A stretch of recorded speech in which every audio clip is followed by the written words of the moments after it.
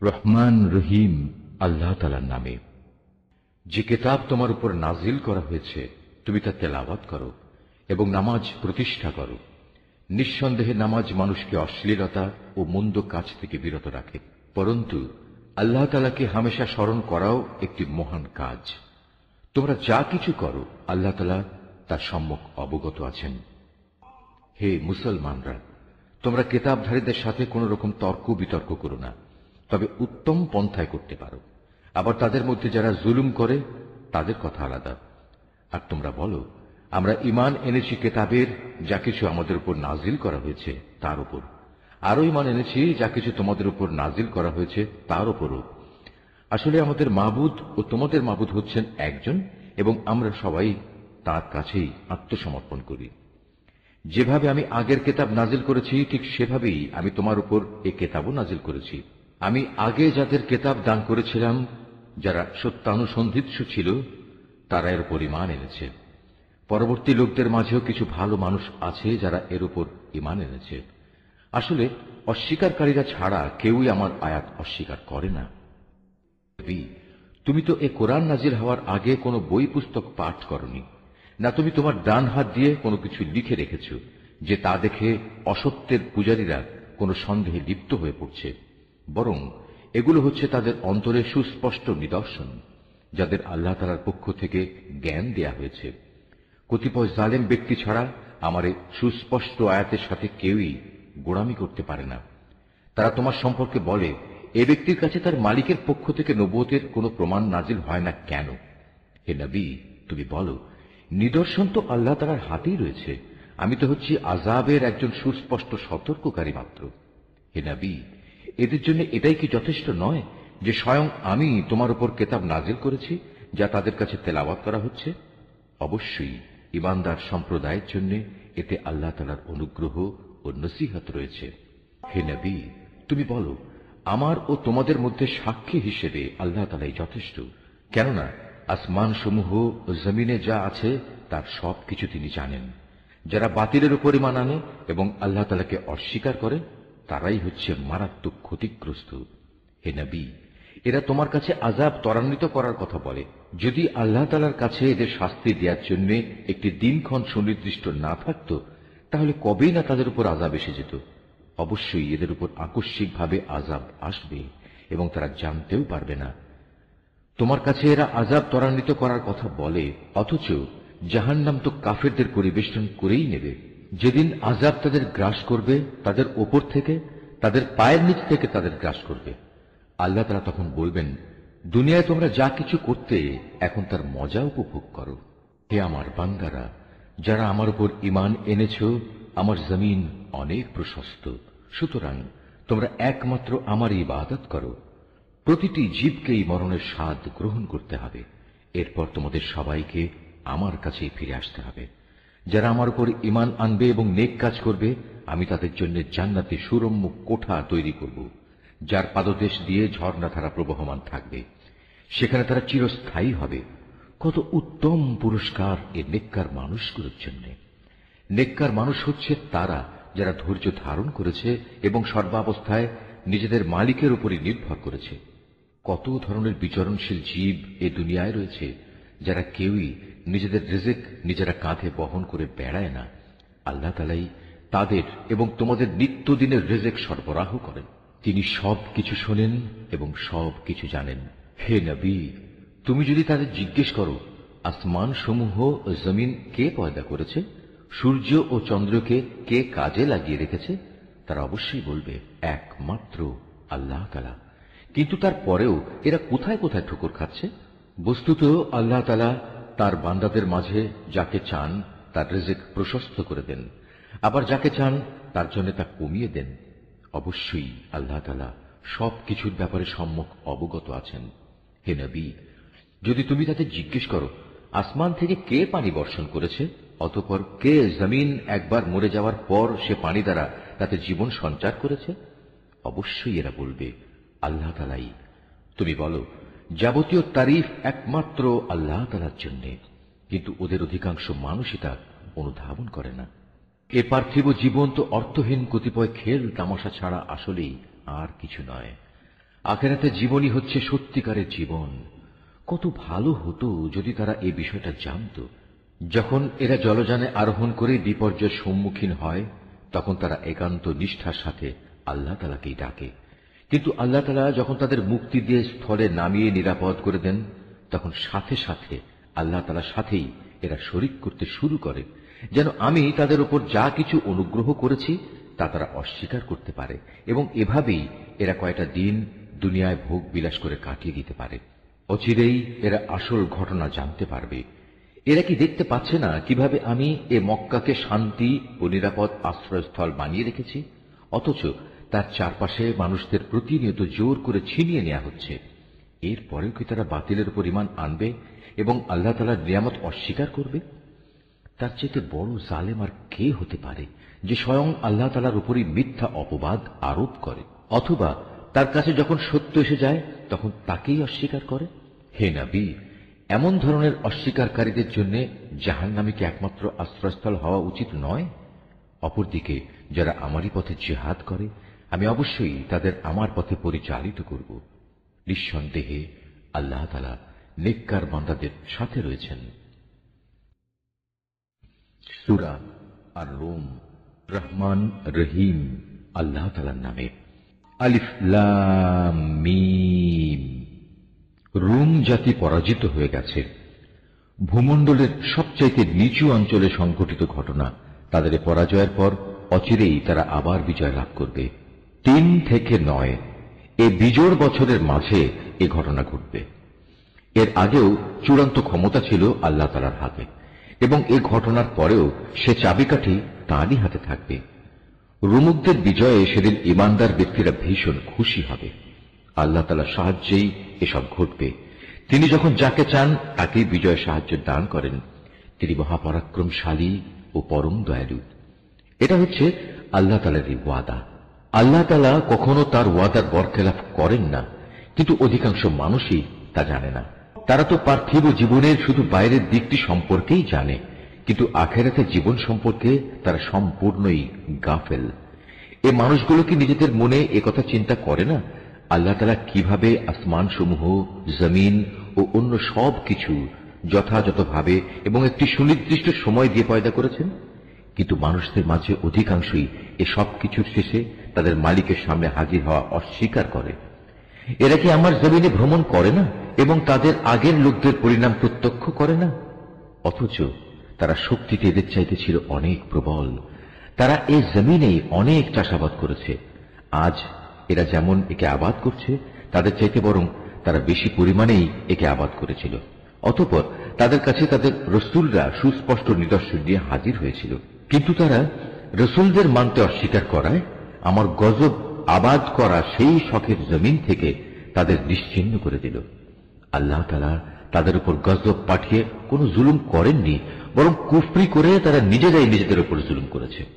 অতঃপর যারা মন্দ কাজ করেছে তাদের পরিণাম মন্দই হয়েছে, কেননা তারা আল্লাহ তাআলার আয়াতকে অস্বীকার করেছে।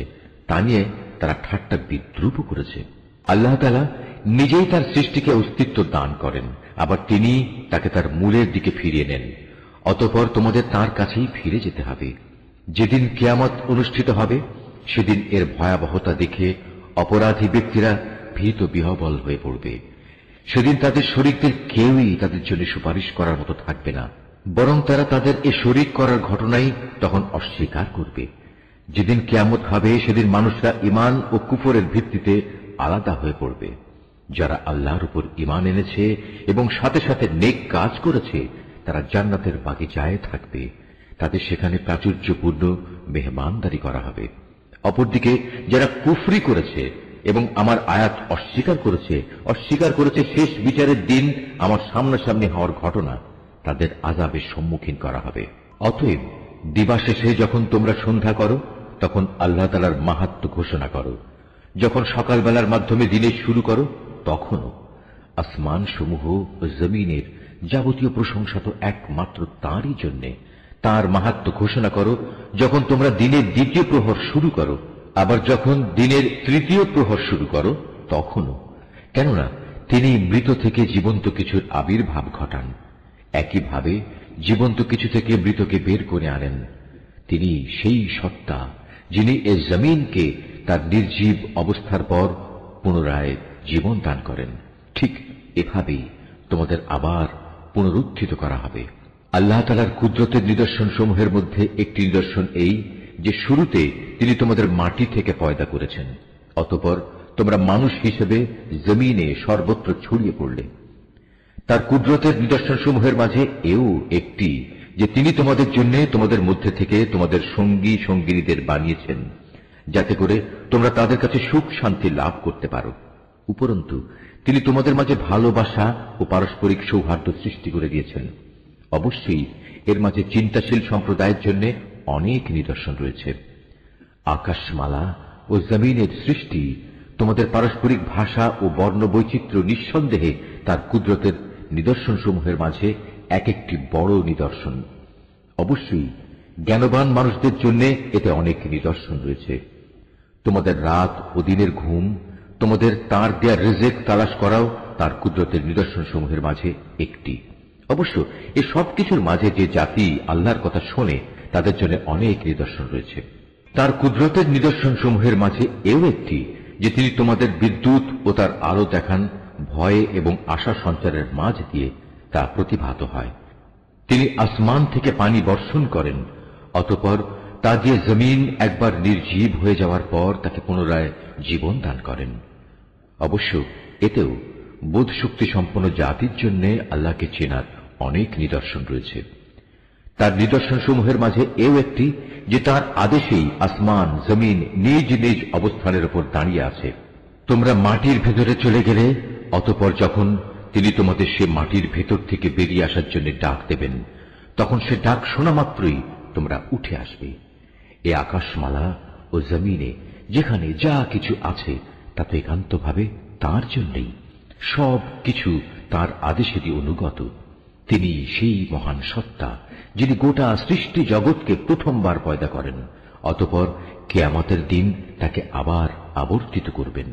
সৃষ্টির প্রক্রিয়ায় সে কাজটি তার জন্য খুবই সহজ, কেননা আসমান সমূহ ও জমিনে সর্বোচ্চ মর্যাদা তো তার জন্যই নির্ধারিত এবং তিনি মহাপরাক্রমশালী প্রজ্ঞাময়। হে মানুষরা, আল্লাহ তাআলা তোমাদের বোঝার জন্য তোমাদের নিত্যদিনের ঘটনা থেকে উদাহরণ পেশ করছেন। সে উদাহরণটির জিজ্ঞাসা হচ্ছে, আমি তোমাদের যে রিজিক দান করেছি তাকে তোমাদের অধিকারভুক্ত দাস দাসেরা সমভাবে অংশীদার, এমন অংশীদার যাতে করে তোমরা এবং তারা সমান হয়ে যেতে পারো। বলতে পারো, তোমরা কি তাদের ব্যাপারে ততটুকু ভয় করো যতটুকু ভয় নিজেদের ব্যাপারে করো? বস্তুত এভাবেই আমি বোধ শক্তি সম্পন্ন সম্প্রদায়ের জন্য আমার কথাগুলো খুলে খুলে বর্ণনা করি। কিন্তু যারা সীমা লঙ্ঘনকারী তারা অজ্ঞানতাবশত নিজেদের খেয়াল খুশির অনুসরণ করে রেখেছে। সুতরাং আল্লাহ তাআলা যাকে গোমরা করে রেখেছেন তাকে কে হেদায়েতের পথ দেখাতে পারে? এমন সব লোকদের কোনো সাহায্যকারীও নেই। অতএব হে নবী, তুমি নিষ্ঠার সাথে নিজেকে সঠিক দিনের উপর কায়েম রাখো। আল্লাহ তাআলার প্রকৃতির উপর নিজেকে দাঁড় করাও, যার উপর তিনি মানুষকে পয়দা করেছেন। মনে রেখো, আল্লাহর সৃষ্টির মাঝে কোনো রদ বদল নেই। এ হচ্ছে সহজ সরল জীবন বিধান, কিন্তু অধিকাংশ মানুষই তা জানে না। তোমরা একনিষ্ঠভাবে তাঁর অভিমুখী হও এবং শুধু তাঁকেই ভয় করো। তোমরা নামাজ প্রতিষ্ঠা করো এবং কখনো মুশরিকদের দলভুক্ত হয়েও না। তাদের মাঝে এমনও আছে যারা তাদের দিনকে টুকরো টুকরো করে দিয়েছে এবং তারা নানা ফেরকায় পরিণত হয়ে গেছে। প্রত্যেক দলই নিজেদের কাছে যা কিছু রয়েছে তা নিয়ে মত্ত আছে। মানুষদের যখন কোনো দুঃখ দৈন্য স্পর্শ করে তখন তারা তার আল্লাহর দিকে বিনয়ের সাথে ধাবিত হয়ে তাদের মালিককে ডাকতে থাকে।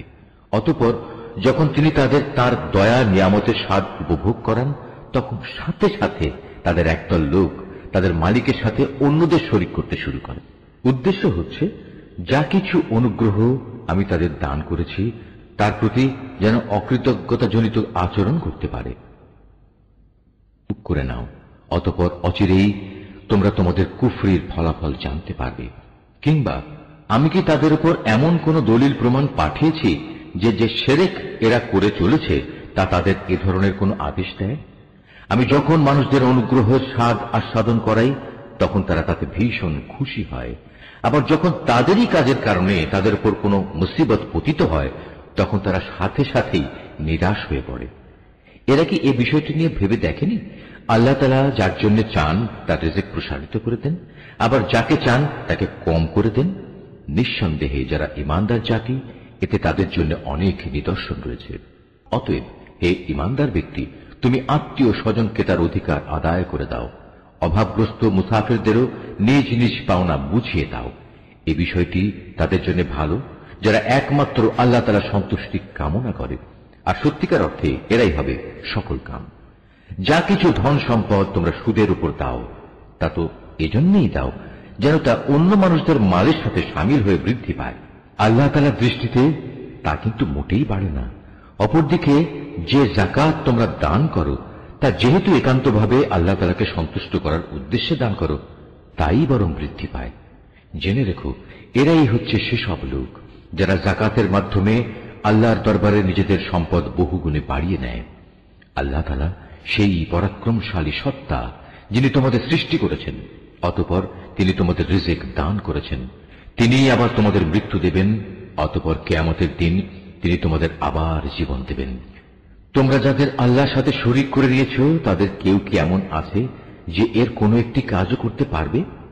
মূলত তারা আল্লাহর সাথে যাদের শরীক বানায়, আল্লাহ তাআলা তা থেকে অনেক পবিত্র, অনেক মহান।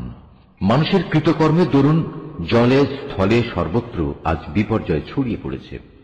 মূলত আল্লাহ তাআলা তাদের কতিপয় কাজকর্মের জন্য তাদের শাস্তির স্বাদ আস্বাদন করাতে চান, যাতে করে তারা সেসব কাজ থেকে ফিরে আসে। হে নবী, তুমি বলো, তোমরা আল্লাহর জমিনে ভ্রমণ করো এবং যারা আগে এখানে মজুদ ছিল আল্লাহ তাআলাকে অস্বীকার করায় তাদের কি পরিণতি হয়েছিল তা অবলোকন করো। মূলত তাদের অধিকাংশ লোকই ছিল মুশরিক।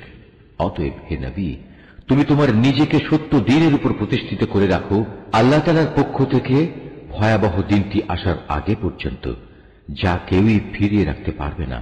আর সেদিন যখন আসবে তখন মোমেন ও কাফের সবাই আলাদা হয়ে যাবে। যে ব্যক্তি আল্লাহ তাআলাকে অস্বীকার করল, তার এক কুফরি আযাব হিসেবে তার উপরই এসে পড়বে।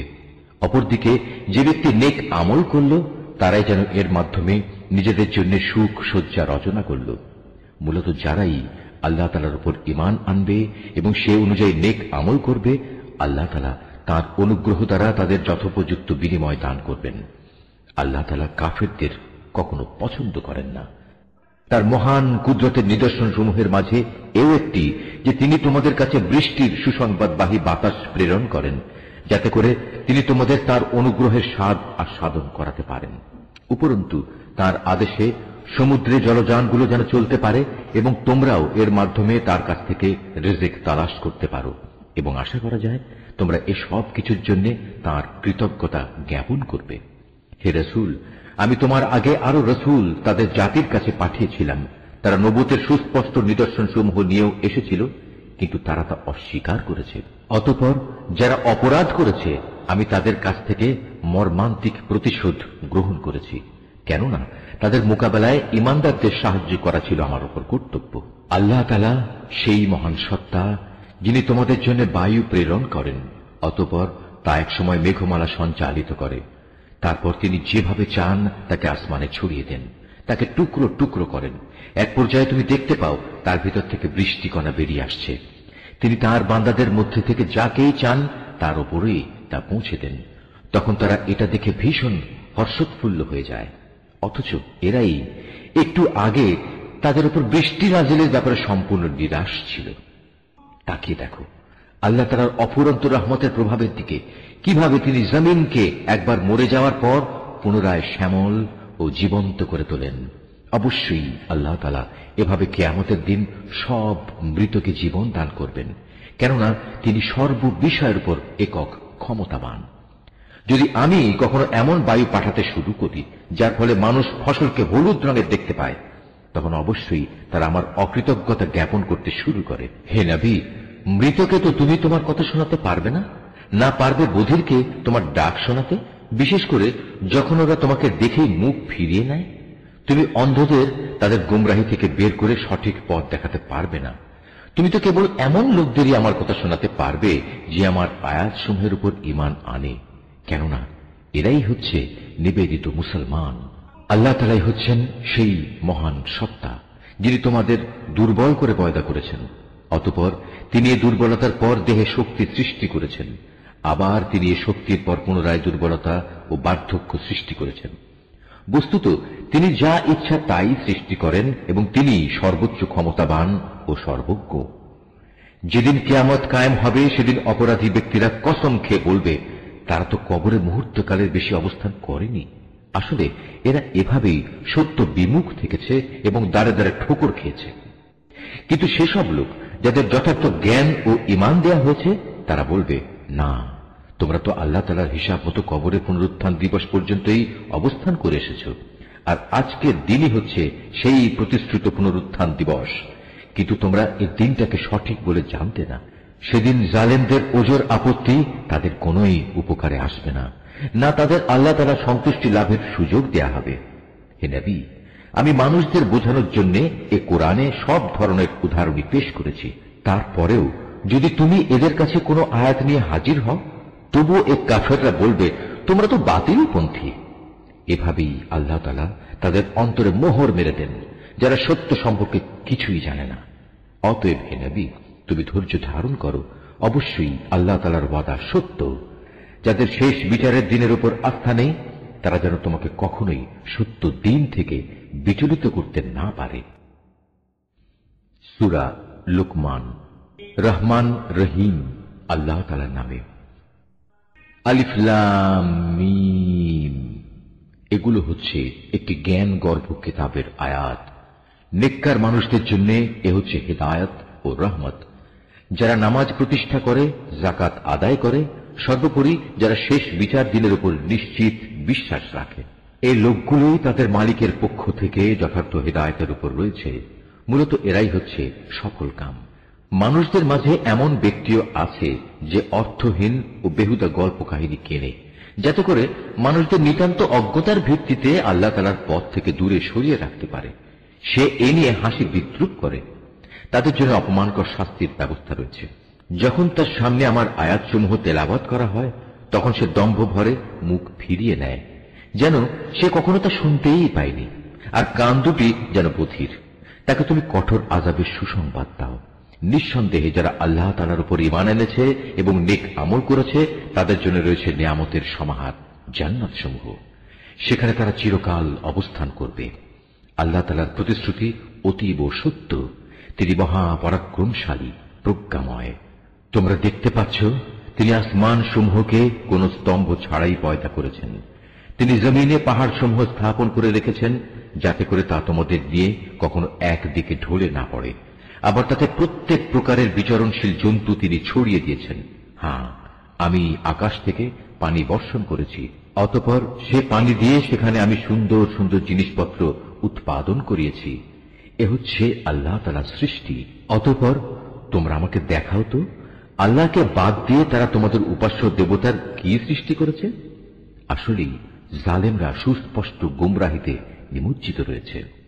আমি লোকমানকে জ্ঞান দান করেছিলাম যে তুমি আল্লাহ তাআলার নিয়ামতের শুকর আদায় করো। কেননা যে ব্যক্তি আল্লাহ তাআলার শুকর আদায় করে, সে তো তা করে তার নিজের ভালোর জন্যই। আর যদি কেউ অকৃতজ্ঞতাজনক আচরণ করে, তার জানা উচিত আল্লাহ তাআলা কারোই মুখাপেক্ষী নন, তিনি যাবতীয় প্রশংসার অধিকারী। হে নবী, স্মরণ করো যখন লোকমান তার ছেলেকে নসিহত করতে গিয়ে বলল, হে বৎস, আল্লাহ তাআলার সাথে শিরক করো না, কেননা শিরক হচ্ছে সবচাইতে বড় জুলুম। আমি মানুষকে তাদের পিতামাতার ব্যাপারে নির্দেশ দিয়েছি যেন তারা তাদের সাথে ভালো ব্যবহার করে, কেননা তার মা কষ্টের পর কষ্ট সহ্য করে তাকে গর্ভে ধারণ করেছে এবং 2 বছর পর সে বুকের দুধ খাওয়া ছেড়েছে। তুমি তোমার নিজের সৃষ্টির জন্য আমার শুকর আদায় করো এবং তোমার লালন পালনের জন্য পিতামাতার কৃতজ্ঞতা আদায় করো। অবশ্য তোমাদের সবাইকে আমার কাছেই ফিরে আসতে হবে। যদি তারা উভয়ে তোমাকে এ বিষয়ের উপর পীড়াপিড়ি করে যে তুমি আমার সাথে শিরক করবে, যে ব্যাপারে তোমার কোনো জ্ঞানই নেই, তাহলে তুমি তাদের দুজনের কারোই কথা মানবে না। তবে দুনিয়ার জীবনে তুমি অবশ্যই তাদের সাথে ভালো ব্যবহার করবে।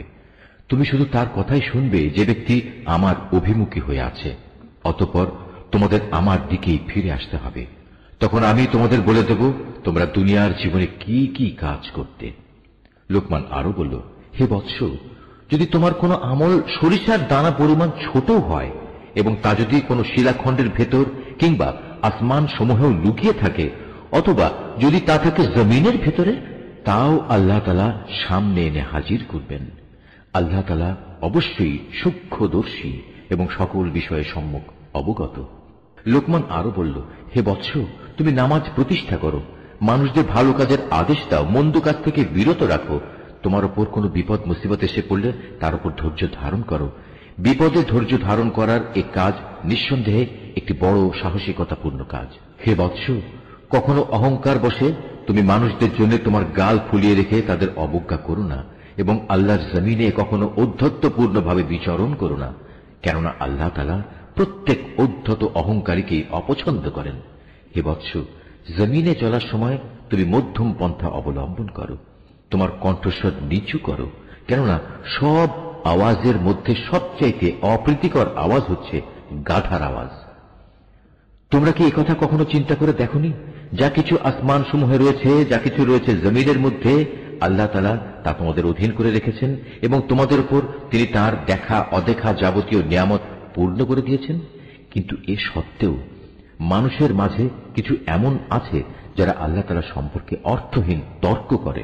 তাদের কাছে না আছে তর্ক করার মতো কোনো জ্ঞান, না আছে কোনো দীপ্তিমান গ্রন্থ। আর যখন তাদের বলা হয় আল্লাহ তাআলা যা কিছু নাজিল করেছেন তোমরা তার অনুসরণ করো, তখন তারা বলে, আমরা কেবল সে বস্তুরই অনুসরণ করব যার উপর আমরা আমাদের বাপ দাদাদের পেয়েছি। কিন্তু শয়তান যদি তাদের বাপ দাদাদের জাহান্নামের আযাবের দিকে ডাকতে থাকে, তাহলেও কি এরা তাদের অনুসরণ করবে? যদি কোনো ব্যক্তি সৎ কর্মশীল হয়ে আল্লাহ তাআলার কাজে নিজেকে সম্পূর্ণ সঁপে দেয়, তাহলে সে যেন মনে করে এর দ্বারা একটা মজবুত হাতল ধরেছে, কেননা যাবতীয় কাজকর্মের চূড়ান্ত পরিণাম আল্লাহ তাআলার কাছে। যদি কেউ কুফরি করে, তবে তার কুফরি যেন হে নবী তোমাকে দুশ্চিন্তাগ্রস্ত না করে, কারণ তাদের তো আমার কাছেই ফিরে আসতে হবে। অতঃপর আমি তাদের বলে দেব দুনিয়ায় তারা কি আমল করে এসেছে। অবশ্যই আল্লাহ তাআলা মানুষের অন্তরে যা কিছু লুকায়িত আছে সে ব্যাপারে সম্যক অবগত রয়েছেন। আমি তাদের স্বল্প সময়ের জন্য কিছু জীবনোপকরণ দিয়ে রাখব, অতঃপর আমি তাদের কঠিন আযাবের দিকে টেনে নিয়ে যাব। তুমি যদি তাদের জিজ্ঞেস করো আসমান সমূহ ও জমিন কে পয়দা করেছে, তারা অবশ্যই বলবে, হ্যাঁ, আল্লাহ তাআলাই সৃষ্টি করেছেন। তুমি বলো, সমস্ত প্রশংসা আল্লাহ তাআলার জন্য। কিন্তু তাদের অধিকাংশ মানুষই বোঝে না। আকাশমালা ও পৃথিবীতে যা কিছু আছে তা সবই আল্লাহ তাআলার জন্য। অবশ্যই আল্লাহ তাআলা সব ধরনের অভাব মুক্ত এবং তিনি সমস্ত প্রশংসার মালিক। জমিনের সমস্ত গাছ যদি কলম হয় এবং মহাসমুদ্রগুলোর সাথে যদি আরো 7 সমুদ্র যুক্ত হয়ে তা কালি হয়, তবুও আল্লাহ তাআলার গুণাবলী সম্পর্কিত কথাগুলো লিখে শেষ করা যাবে না। নিশ্চয়ই আল্লাহ তাআলা পরাক্রমশালী ও প্রজ্ঞাময়। হে মানুষ, তোমাদের সৃষ্টি করা, তোমাদের সবাইকে পুনরুত্থিত করা মূলত আল্লাহ তাআলার কাছে একজন মানুষের সৃষ্টি ও তার পুনরুত্থানের মতোই। নিঃসন্দেহে আল্লাহ তাআলা সব কিছু শোনেন এবং দেখেন। তুমি কি চিন্তা করে দেখোনি আল্লাহ তাআলা কিভাবে রাতকে দিনের ভেতর প্রবেশ করান, আবার দিনকে রাতের ভেতর প্রবেশ করান? কিভাবে তিনি সূর্য ও চন্দ্রকে তাঁর হুকুমের অধীন করে রাখেন? প্রত্যেক গ্রহ উপগ্রহ আপন কক্ষপথে এক সুনির্দিষ্ট সময় পর্যন্ত আবর্তন করতে থাকবে। নিশ্চয়ই তোমরা যা কিছু করো আল্লাহ তাআলা সে সম্পর্কে সম্যক অবগত রয়েছেন। এটাই চূড়ান্ত। যেহেতু আল্লাহ তাআলা হচ্ছেন সত্য, তাই তাকে ছাড়া এরা অন্য যা কিছুকেই ডাকুক না কেন তা বাতিল।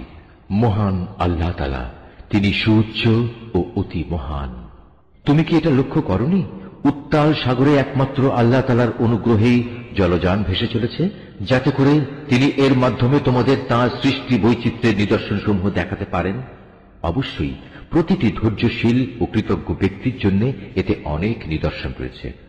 যখন সমুদ্রের তরঙ্গমালা চাঁদোয়ার মতো হয়ে তাদের আচ্ছাদিত করে ফেলে, তখন তারা আল্লাহ তাআলাকে ডাকে, দিন একনিষ্ঠভাবে তাঁর জন্য নিবেদন করে।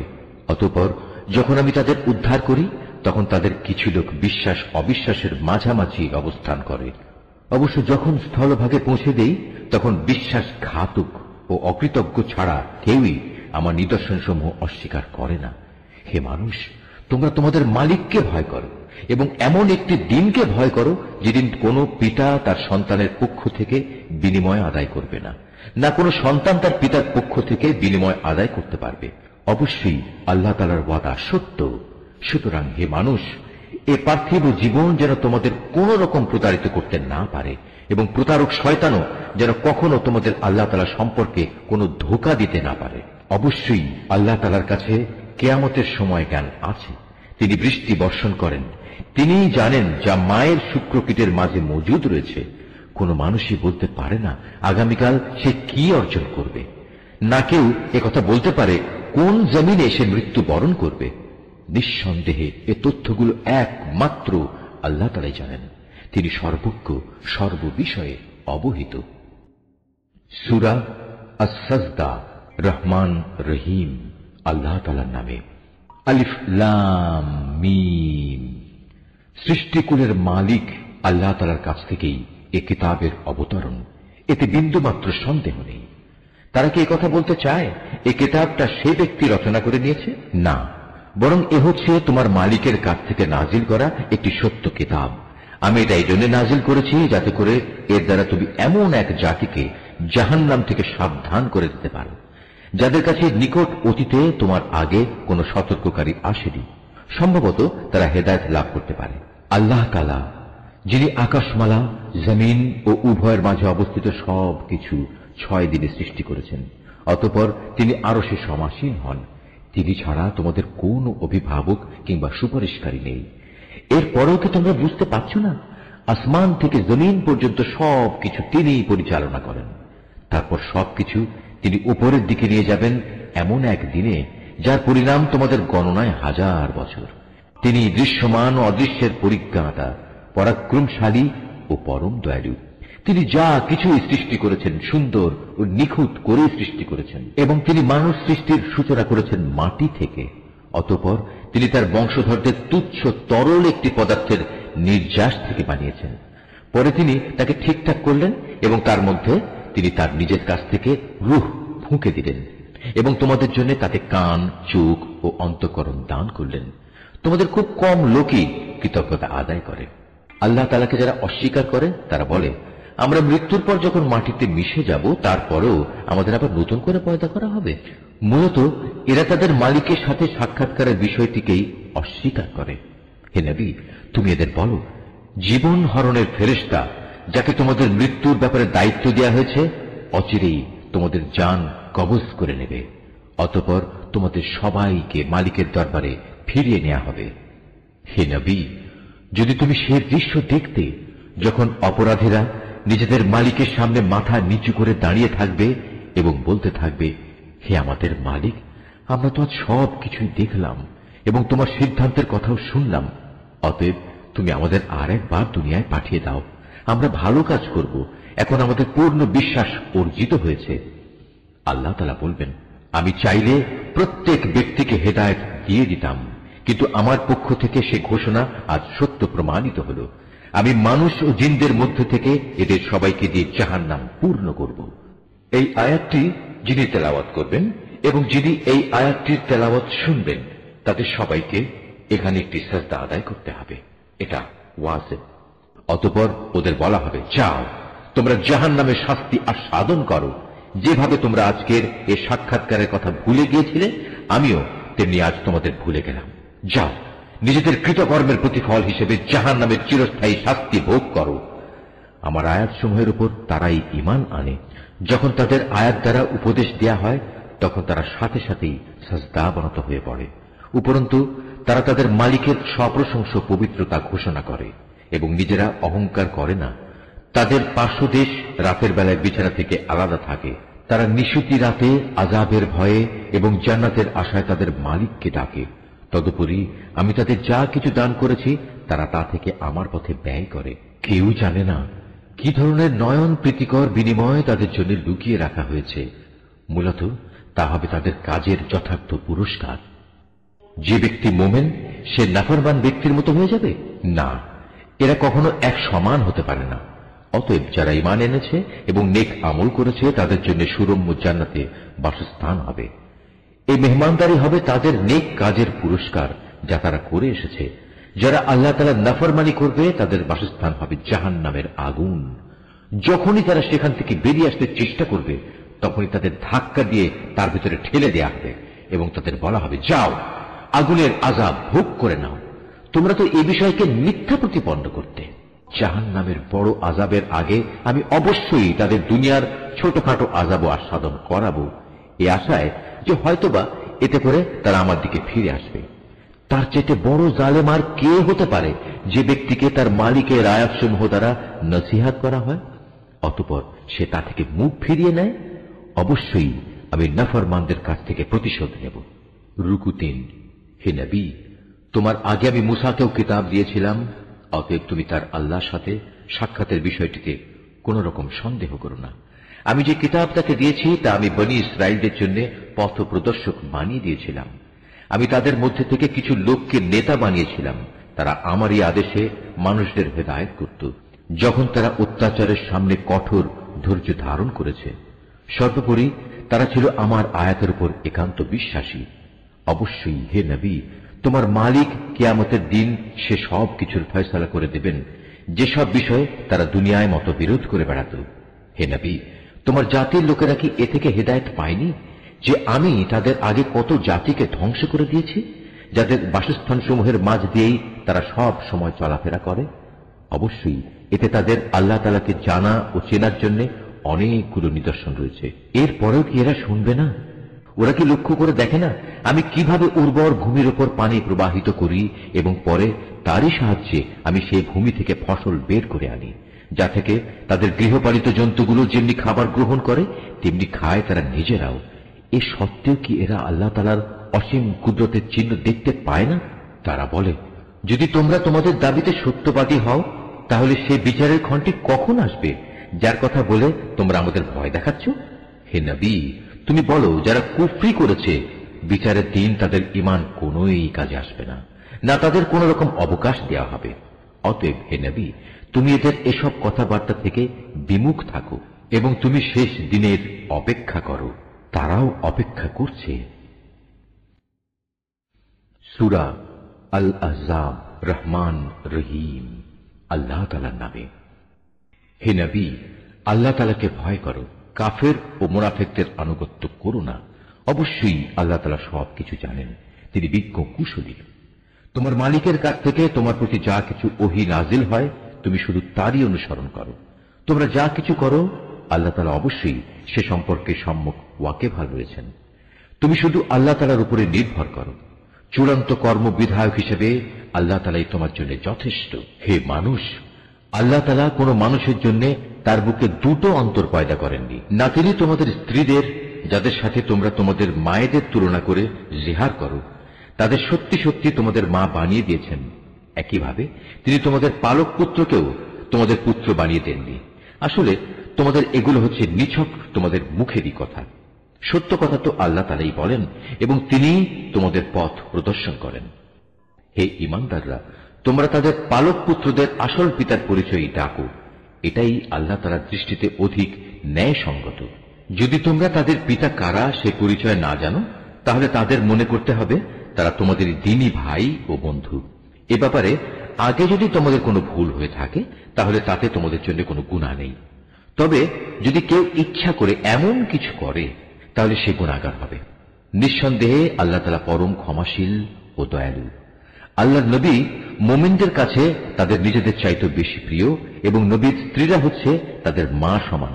কিন্তু আল্লাহর কিতাব অনুযায়ী যারা আত্মীয় স্বজন তারা সব মুমিন মুহাজির ব্যক্তি চাইতে একজন আরেকজনের বেশি নিকটতর। অবশ্য তোমরা যদি তোমাদের বন্ধু বান্ধবের সাথে কিছু সদাচরণ করতে চাও, এসব কথা আল্লাহ তাআলার কিতাবে লিপিবদ্ধ রয়েছে।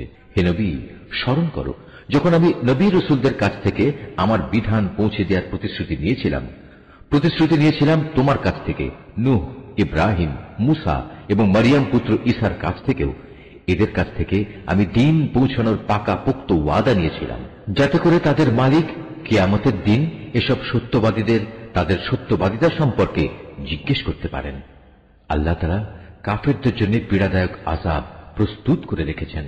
হে মানুষ, তোমরা যারা ঈমান এনেছ তোমরা নিজেদের উপর আল্লাহ তাআলার সে অনুগ্রহের কথা স্মরণ করো যখন শত্রু সৈন্য তোমাদের উপর ঝাঁপিয়ে পড়ছিল, অতঃপর আমি তাদের উপর এক প্রচন্ড হাওয়া প্রেরণ করেছি এবং তাদের কাছে পাঠিয়েছি এমন সব সৈন্য যাদের তোমরা দেখতে পাওনি। তোমরা তখন যা কিছু করছিলে আল্লাহ তাআলা অবশ্যই তা দেখছিলেন। যখন তারা তোমাদের উপর থেকে, তোমাদের নিজ থেকে তোমাদের উপর হামলা করার জন্য আসছিল, তখন ভয়ে তোমাদের চক্ষু বিস্ফোরিত হয়ে পড়েছিল, প্রাণ হয়ে পড়েছিল কণ্ঠাগত, এবং আল্লাহর সাহায্যের বিলম্ব দেখে তোমরা আল্লাহ তাআলা সম্পর্কে নানা রকমের ধারণা করতে লাগলে। সে বিশেষ সময়ে ইমানদাররা চরমভাবে পরীক্ষিত এবং তারা মারাত্মকভাবে কম্পিত হয়ে পড়েছিল।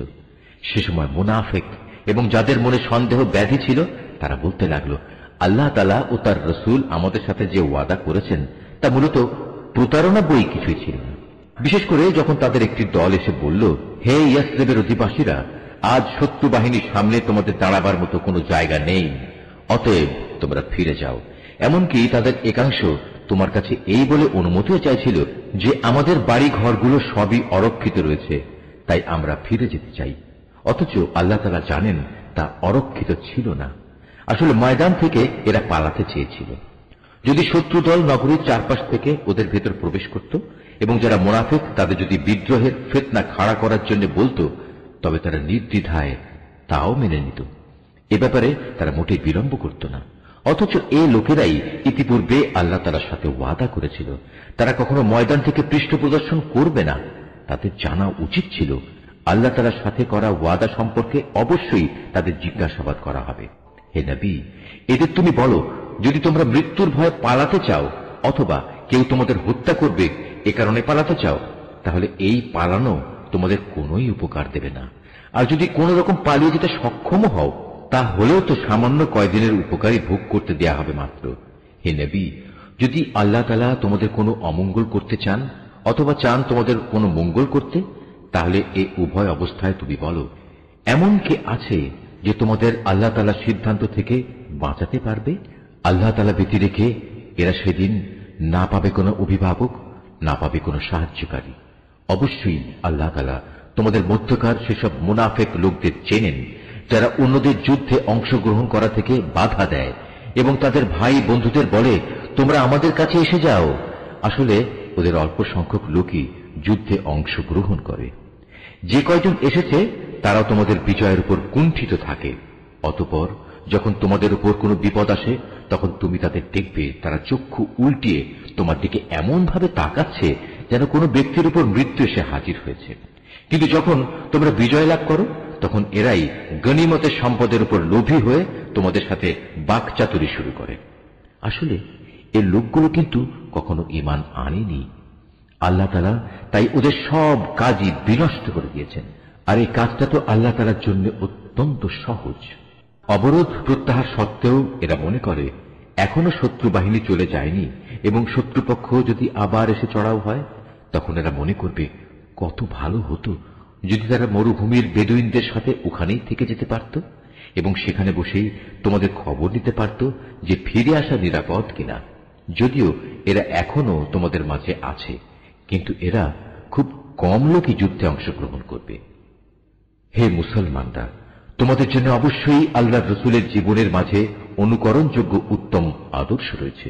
আদর্শ রয়েছে এমন প্রতিটি ব্যক্তির জন্য যে আল্লাহ তাআলার সাক্ষাৎ পেতে আগ্রহী এবং যে পরকালের মুক্তির আশা করে। সর্বোপরি যে বেশি পরিমাণে আল্লাহ তাআলাকে স্মরণ করে। খাঁটি ঈমানদাররা যখন শত্রু বাহিনী দেখল তখন তারা বলে উঠল, এ তো হচ্ছে তাই যার ওয়াদা আল্লাহ তাআলা ও তার রাসূল আমাদের কাছে আগেই করেছিলেন। আল্লাহ তাআলা ও তার রাসূল অবশ্যই সত্য কথা বলেছেন। এই ঘটনার ফলে তাদের ঈমান ও আনুগত্যের পরিমাণ আরো বৃদ্ধি পেল। ঈমানদারদের মাঝে কিছু লোক তো এমন রয়েছে যারা আল্লাহ তাআলার সাথে জীবন বাজির যে ওয়াদা করেছিল তা সত্য প্রমাণ করল। তাদের কিছু সংখ্যক মানুষ তো নিজের কোরবানি পূর্ণ করে শাহাদাত লাভ করল, আর কেউ এখনো শাহাদাতের অপেক্ষায় আছে। তারা তাদের আসল লক্ষ্য কখনো পরিবর্তন করেনি। যুদ্ধ তো এজন্যই যে এতে করে সত্যবাদীদের আল্লাহ তাআলা তাদের সত্যবাদিতার পুরস্কার দেবেন, আর মুনাফিকদের তিনি চাইলে শাস্তি দেবেন কিংবা তিনি তাদের উপর ক্ষমা পরবশ হবেন। নিঃসন্দেহে আল্লাহ তাআলা ক্ষমাশীল ও পরম দয়ালু। আল্লাহ তাআলা কাফেরদের তাদের যাবতীয় ক্রোধ সহ এমনই মদিনা থেকে ফিরিয়ে দিলেন। এ অভিযানে তারা কোনো কল্যাণী লাভ করতে পারেনি।